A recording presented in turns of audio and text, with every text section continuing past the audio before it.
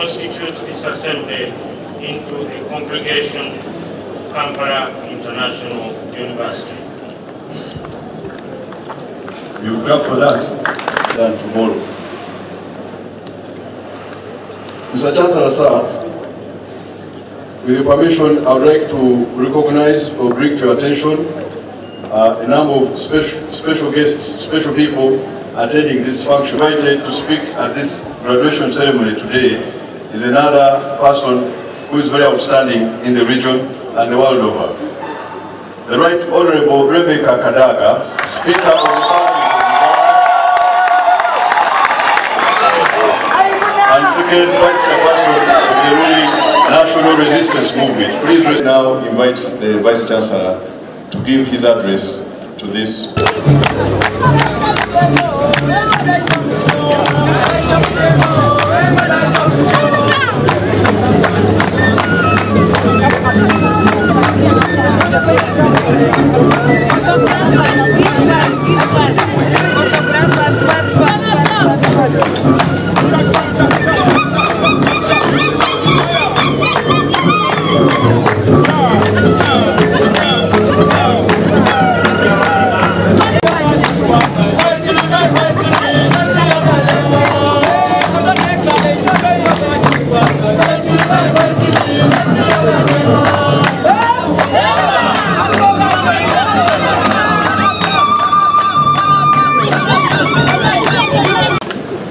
One, because mainly I'm going to talk about the development which we have done in the last 1 year and what we expect to finish in the next 1 year. I mean to accomplish in the next year.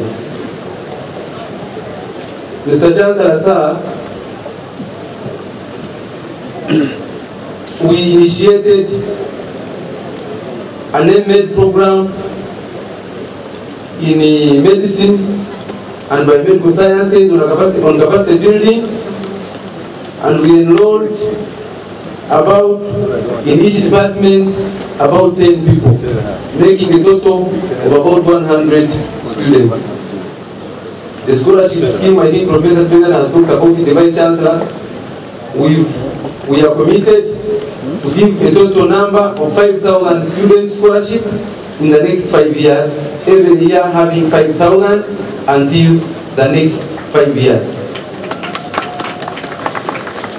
Mr. Chancellor, sir, on the scholarship, I wanted to notify you or to introduce to you that of the graduates, out of the 2,000, almost 3,000 students, about 15% of the graduates are graduating through K.I.U. scholarship. Collaborations with other universities and colleges, Professor President has talked about it. Establishment of Kampala International University in Nairobi, Kenya. Mr. Chancellor, sir, we have been approved because we've been running with the college in Kenya for the last 5 years. Now we have been approved in Kenya to run Kampala International University as Kampala International University in Kenya. And some of the programs, I wanted to introduce one, I don't know whether he came, the Executive Director of Medical Council of Kenya, Dr. Yumbia. I don't know whether he's here. He's here. Yeah, Dr. Yumbia is here. Yeah. Professor Some, the Executive Director, National Council Commission of Higher Education in Kenya. I think the first program that we have been upgraded in Kenya, among others, is medicine and surgery, which we are going to start with, and dentistry.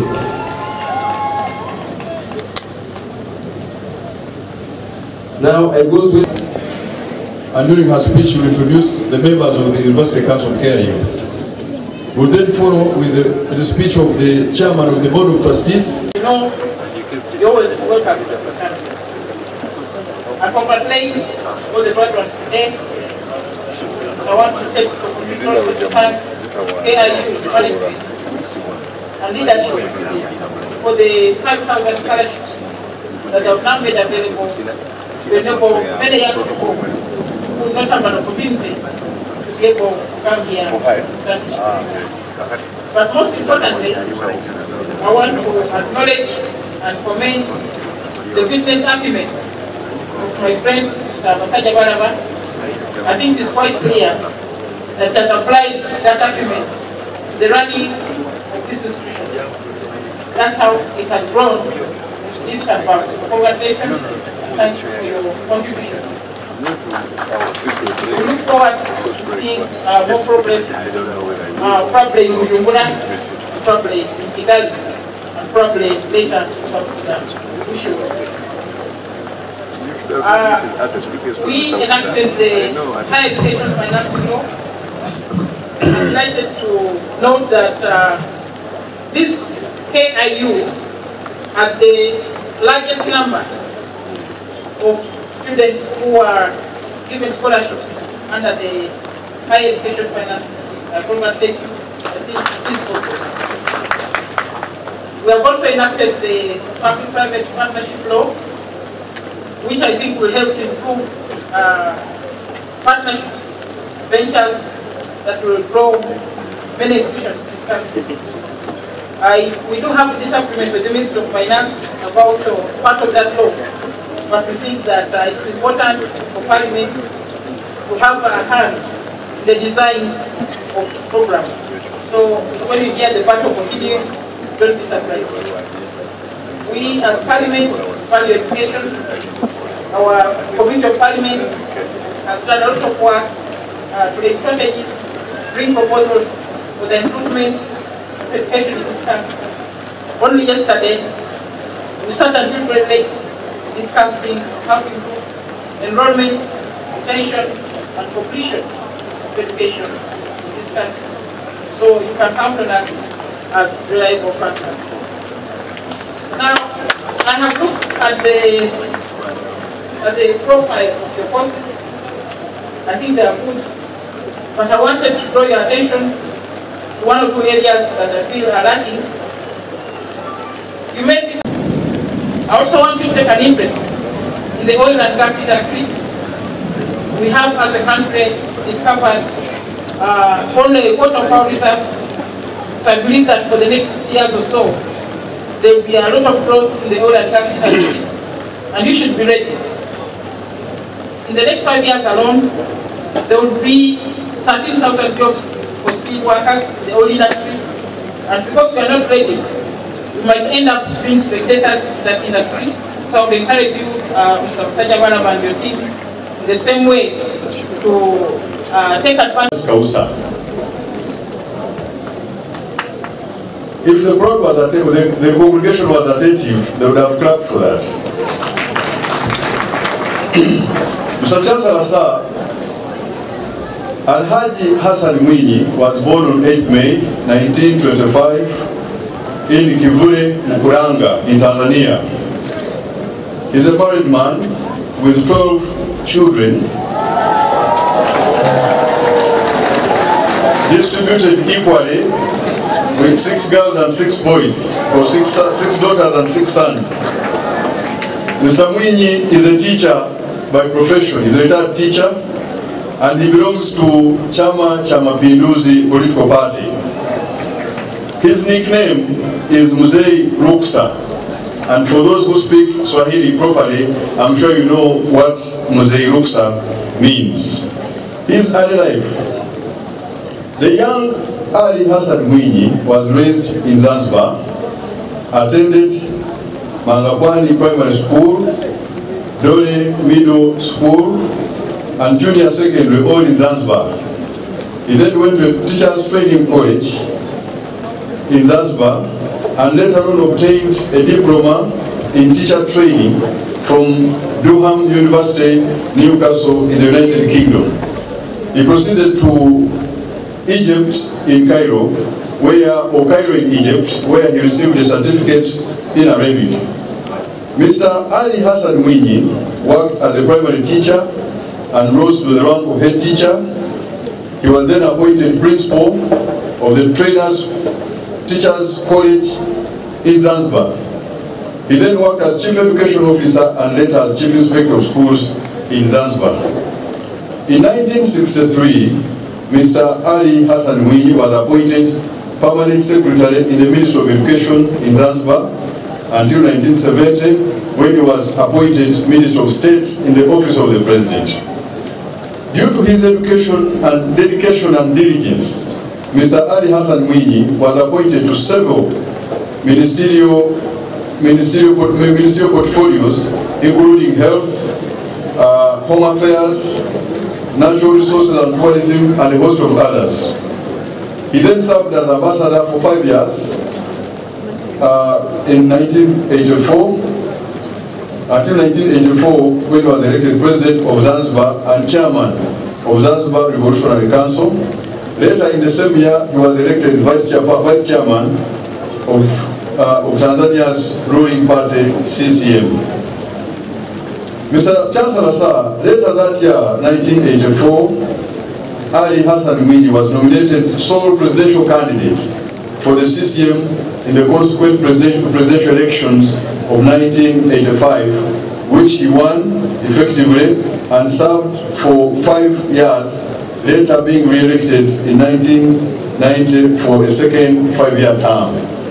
That's a brief summary of the life of Mzee Ali Hassan Mwinyi, Rais Mstaafu wa Muungano wa Tanzania. Now, this is the citation for the award. Mr. Chancellor, sir, by now, of course, we think that we know Ali Hassan Mwinyi well. After all, he is one of the most talked about politicians in East Africa, and indeed in the whole of Africa and in the world. But before the myth gets in the way, here are 7 essential things that you may need to know about Mr. Ali Hassan Mwinyi. Number 1, on his nomination as presidential candidate for CCM in 1984, the following words were mentioned describing the man Ali Hassan Mwinyi. He is a righteous man, impartial and respectful. He never sought fame or used his position to advance ambition. These words were by none other than his own predecessor, the late Mwalimu Julius Nyerere, the founding father of the Republic of Tanzania. Number 2, Mr. Chancellor, sir, Mr. Ali Hassan Mwinyi is a committed and patriotic male Tanzanian, legendary non-legislator, diplomat, eloquent orator, and brilliant policy strategist. He epitomized honor and integrity throughout every aspect of the fascinating journey of his long life. His supreme intellect, deep abiding faith, unshakable passion and resourceful consciousness approach to resourcefully conscientious approach to the pursuit of politics, policy implementation, and service delivery are a hallmark in his political life. This has defined the destiny and ingeniously created historic changes in the body politic of the United Republic of Tanzania. Number 3, Mr. Chancellor, sir, Mr. Ali Hassan Mwinyi's remarkable achievements are grounded first in his genuine passion for good governance, service delivery, and tireless pursuit of economic development. Thus, he is accredited for the sustain of the national economy through an economic recovery program which he implemented in collaboration with IMF. This, it is thought, ushered the country into a new disposition. Commentators accredited Mwinyi with a success in bringing the basic necessities to the villages and shops in Dar es Salaam, where were then filled with the local and foreign goods. 4, is passionate about the welfare of the citizenry of Tanzania. Unlike everyone else, he knew that unless public resources were used prudently and corruption was kept in check, it would be impossible for his government to deliver socio-economic services to the people. Thus, he took bold steps on issues associated with unacceptable behavior and practices involving mismanagement of national resources. Indeed, Mr. Chancellor, sir, in 1990, he spearheaded the campaign against corruption in his government, and in the process dismissed 7 ministers who allegedly had opposed plans for economic reform and presided over corrupt and irresponsible ministries. Number 5, Mr. Chancellor, sir, the philanthropy and influence of Mr. Ali Hassan Mwinyi as a citizen of East Africa is unmatched. Yet his greatest gift is compassion. His great legacy is unsayable. Is an unsayable optimism and steadfast belief in the power of the human mind and spirit to solve the problems that beset the peoples of East Africa. He is the proof that the power of the people can lift dreams of millions towards a brighter tomorrow, as can be attested by his numerous philanthropist activities, including financial contributions to Rotary Club, schools for children with diabetes, and fundraising for noble causes. Mr. Chancellor, sir, Mr. Ali Hassan Mwinyi is an ardent constitutionalist and a proponent of good governance and equality before the law. No wonder his government, which lasted over a span of 10 years, is said to have been characterized by fairness and clear-headedness. Of course, this selfless effort on the part of Mwinyi's regime has not gone unnoticed by his compatriots, as can be judged from the numerous accolades which they have conferred on him, including the Order of Mwalimu Julius Kambarage Nyerere in 2011, which is the highest award the Tanzanian nationals honor. Also in 2012, the Open University of Tanzania awarded Mr. Ali Hassan Mwinyi an honorary doctorate degree in letters, honoris causa. Mr. Chancellor, sir, for his honest leadership and dedication to the welfare of others, and for his courage and compassion, for helping those in need, and for all he has done and continues to do to bring dignity and hope to the troubled face of humanity, the University Council and Senate of K.I.U. have found him worthy the award of honorary doctorate degree in science, DSc honoris causa. Mr. Chancellor, sir, now it gives me great pleasure to present Ali Hassan Mwinyi to you for the degree of Doctor of Science honoris causa of Kampala International University. He is also Chancellor of the East African University in Kenya. And probably so, he is the Chancellor of Kampala International University, Dar es Salaam. We are really honored to have a man of this caliber with us, and we are happy to award him that degree. What we are witnessing is what I call the robing. The Chancellor will now robe him, and then make some statements to him, and then the graduate of the honorary doctorate will give his acceptance speech.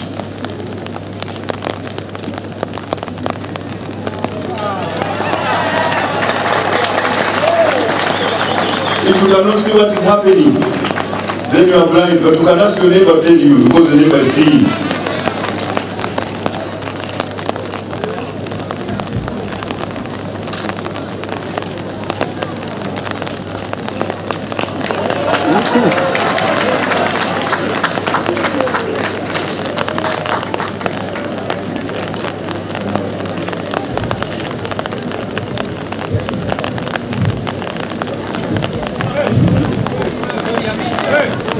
By virtue of the authority entrusted to me, I confer upon you the degree of Doctor of Science honoris causa from Kampala International University.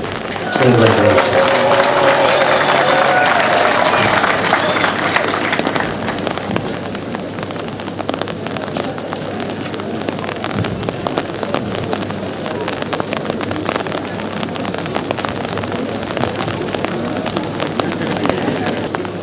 The Chairman, Board of Trustees, K.I.U.,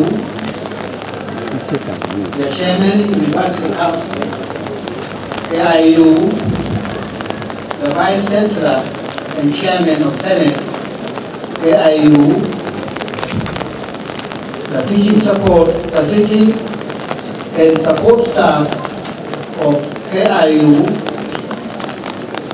all graduates, K.I.U, invited guests to this function, government officials, ladies and gentlemen. On this 14th day of November 2014, I am very much overcome with emotion deriving from the distinguished and dignified award that has been conferred upon me by this reputable and renowned institution of higher learning in East and Central Africa.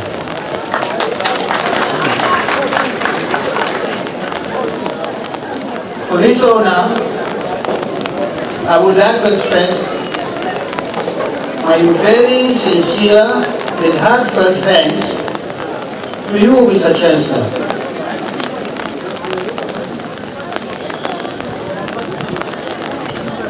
I accept it cautious of the obligation that comes with it. From the citation and my detailed CV, you are convinced by the few works that Allah has enabled me to do for our people. I therefore thank the Almighty God for His gift of long and healthy life of nearly 90 years now.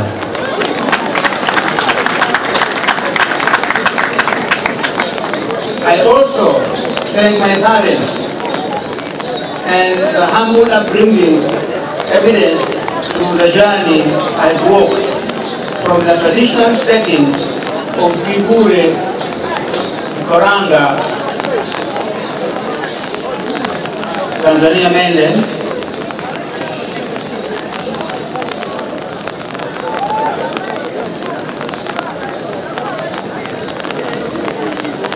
and from the age of 4 in Zanzibar to the height of power in the United Republic of Tanzania, and later community work that preoccupies most of my time today.